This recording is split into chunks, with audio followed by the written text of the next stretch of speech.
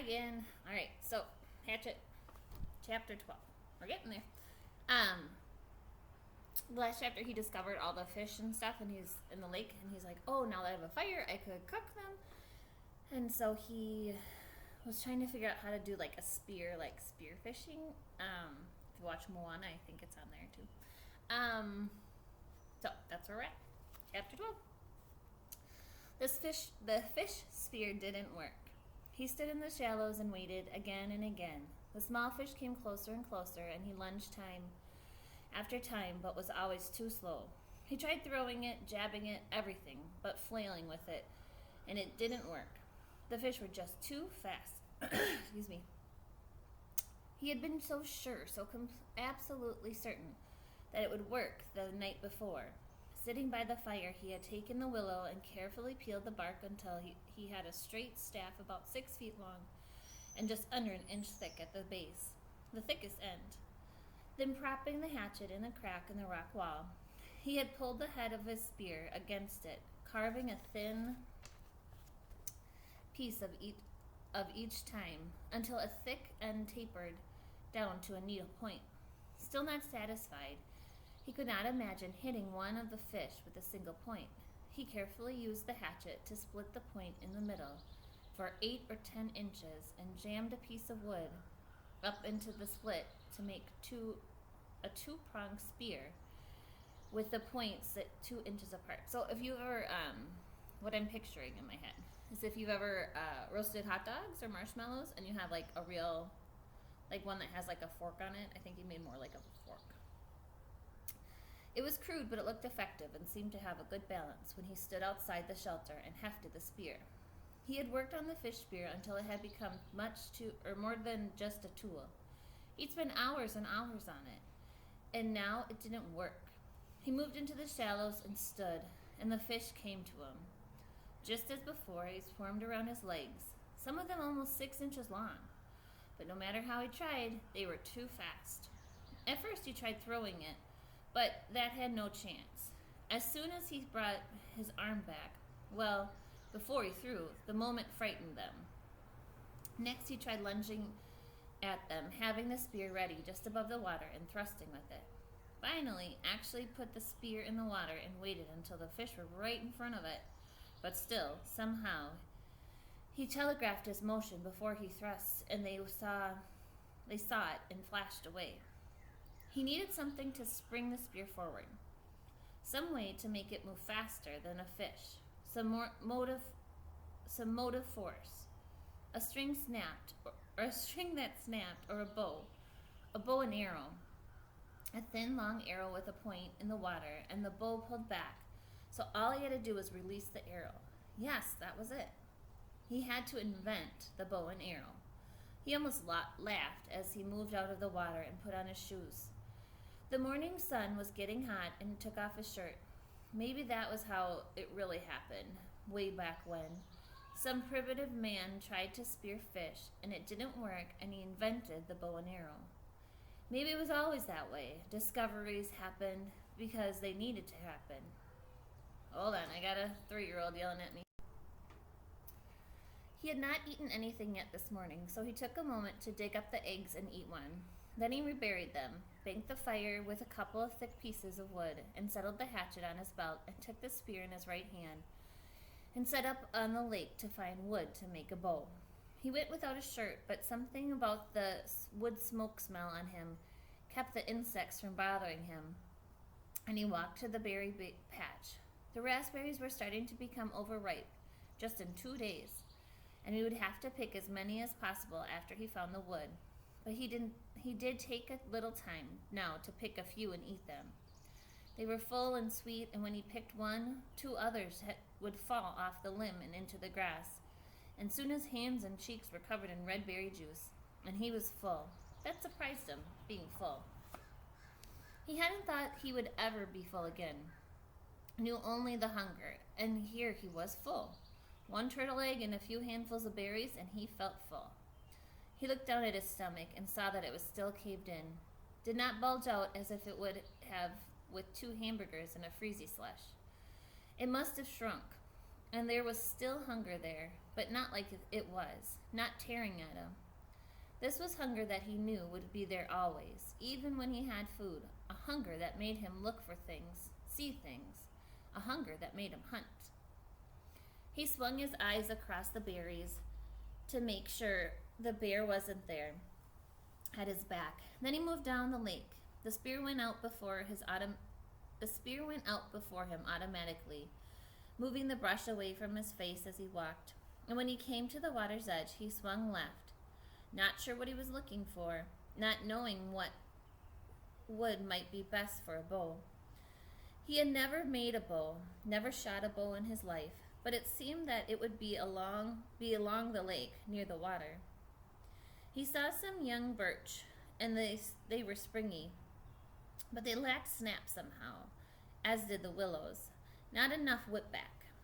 Halfway up the lake, just as he started to step over a log, he was absolutely terrified by an explosion under his feet.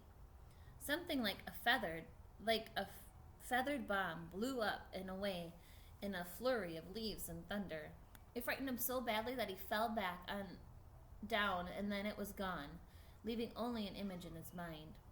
A bird. It had been about the size of a very small chicken, only with a fantail and stubby wings that slammed against its body and made a loud noise. Noise there and gone. He got up and brushed himself off. The bird had been speckled, brown and gray, and it must be very smart because Brian's foot had been nearly on it before it flew. Oh, it must not be very smart, because his foot had nearly been on it before it flew. Half a second more and he would have stepped on it and caught it, he thought, and eaten it. He might be able to catch one, or spear one. Maybe he thought, maybe it tasted like chicken. Maybe he could catch one or spear one, and it probably did taste like chicken. Just like chicken when his mother baked it in the oven with garlic and salt, and it turned golden brown and crackled. He shook his head to drive out the picture out and moved down the shore. There was a tree there in the long branches that seemed straight, and when he pulled on one of them and let go, it had almost vicious snap to it. He picked one of the limbs that seemed right and began chopping where the limb joined the tree. The wood was hard and he didn't want to cause it to split, so he took his time, took small chips and concentrated so hard that at first he didn't hear it. A persistent whine, like the insects, only more steady with the edge of a roar to it. Was it his ears? And he chopped and cut and was thinking of a bow.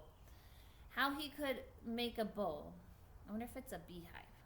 I haven't read this whole story, so I'm not giving anything away. That would be my guess. How he would shape it with a hatchet, and then still the sound did not cut through until the limb was nearly off the tree and the whine was inside his head, and he knew it. Oh, then a plane. It was a motor, far off, but seeming to get louder. They were coming for him. He threw down the limb and his spear, and holding the hatchet, he started to run for camp. He had to get fire up on the bluff and signal to them. Give fire and smoke up. Mommy. Stop a second. Mommy. Sorry, got interrupted during the exciting part. He threw down the limb and the spear, and holding the hatchet, he started to run for camp. He had to get fire up on the bluff and signal to them. Get fire and smoke up. He put all of his life into his legs. Jump logs, move through brush like a light ghost, swiveling and running. His lungs filling and blowing, and now the sound was louder, coming in his direction. If not right at him, at least closer. He could see it all in his mind now, the picture, the way that it would be. He would get the fire going, and the plane would see the smoke and circle. Circle once, then again, and waggle its wings. It would be a float plane, and it would land on the water and come across the lake. And the pilot would be amazed that he was alive after all these days. All this he saw as he ran to the camp and the fire. They would take him from here, and this very night, he would sit with his father and eat and tell him all the things. He could see it now. Oh yes, he ran in the sun. All as he ran in the sun, his leg liquid springs. He got to the camp still hearing the whine of the engine, and one stick of wood still had a good flame. Now, maybe I'm wrong here, but if you can see, I still have this much of the book left. Usually it's not going to go well right away. He dove inside and grabbed the wood and ran around the edge of the ridge, scrambling up like a cat, and blew and nearly had the flame feeding, growing when the sound moved away. It was abrupt, as if the plane had turned. He shielded the sun from his eyes and tried to see it, tried to make the plane become real in his eyes. But the trees were so high, so thick, and now the sound was still fainter. He kneeled again to the flames and blew and added grass and chips, and flames fed and grew. In moments he had a bonfire as high as his head, but the sound was gone now. Look back, he thought. Look back and see the smoke now, and turn, please turn. Look back, he whispered, feeling all the pictures fade, seeing his father's face fade like the sound, like lost dreams, like an end of hope. Oh, turn now and come back. Look back and see the smoke and turn for me. But it kept moving away until he could not hear it, even in his imagination, in his soul, gone. He stood on the bluff over the lake, his face cooking in the roaring bonfire, watching the clouds of ash and smoke going into the sky, and thought. No more than thought. He knew then that he would not get out of this place. Not now, not ever. That had been a search plane. He was sure of it.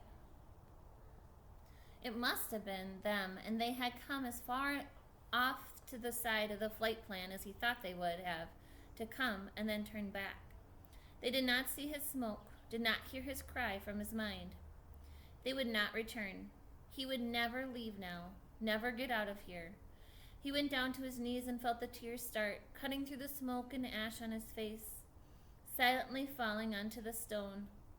Gone, he thought finally. It was all gone, all silly and gone. No bows, no spears or fish or berries. It was all silly anyway, all just a game. He could do a day, but not forever. He could not make it if they did not come for him someday. He could not play the game without hope, could not play the game without a dream. They had taken it all away from him now.